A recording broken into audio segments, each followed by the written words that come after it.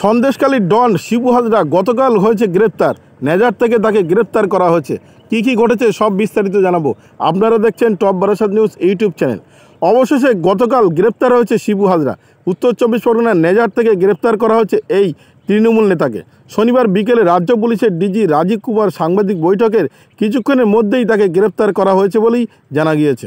অতি সম্প্রতি রেশন দুর্নীতিতে অভিযুক্ত শাহজাহান ও তার দুই শাগরেদ উত্তম সর্দার ও শিবু হাজরার অত্যাচারে অতিষ্ঠ হয়েছে সন্দেশখালীর মানুষেরা।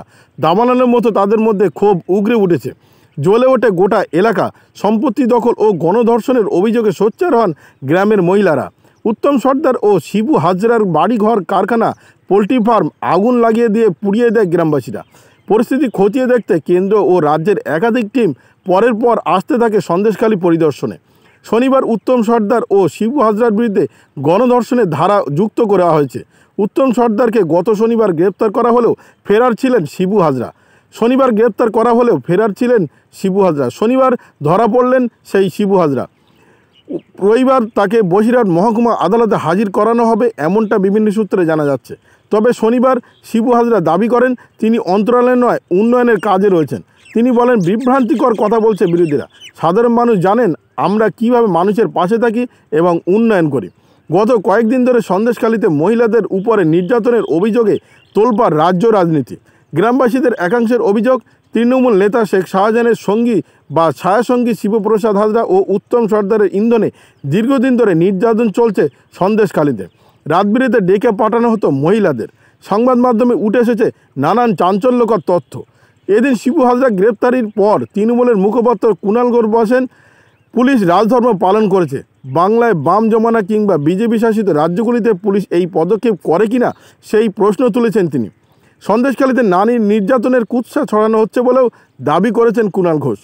প্রসঙ্গতভাবে বলা যায়, গত 5ই ফেব্রুয়ারি থেকে শিরোনামে উত্তর 24 পরগনার সন্দেশখালী। ওই দিন তৃণমূল নেতা শেখ শাহজাহানের বাড়িতে তল্লাশি করতে গিয়ে আক্রান্ত হয়েছেন 3 ইডি আধিকারিক ও সেনা প্রধানরা। তারপর থেকে নিখোঁজ রয়েছেন শেখ শাহজাহান। কিন্তু গত 9 ফেব্রুয়ারিতে ফের নতুন করে উত্তপ্ত হয়ে ওঠে সন্দেশখালী। শাহজাহান ঘনিষ্ঠ শিবু হাজরা ও উত্তম সর্দারের গ্রেপ্তারের দাবিতে ফুঁসতে থাকেন বা আন্দোলন করতে থাকেন গ্রামবাসীরা।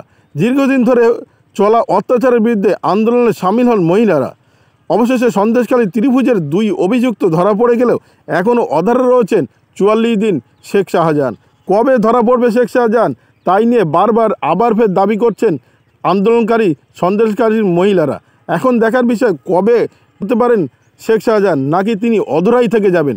তবে গতকাল শিবু হাজরা গ্রেপ্তার হওয়ার পর বেশ আনন্দে উৎসল মেপে উঠেছে সন্দেশখালী সাধারণ মানুষ থেকে মহিলারা। ভিডিওটি আপনার কোনো প্রকারের উপকারে লেগে থাকে অবশ্যই লাইক, কমেন্ট, শেয়ার করবেন। সেই সঙ্গে চ্যানেলটি সাবস্ক্রাইব করার অনুরোধ রইল। সবাই ভালো থাকবেন, সুস্থ থাকবেন।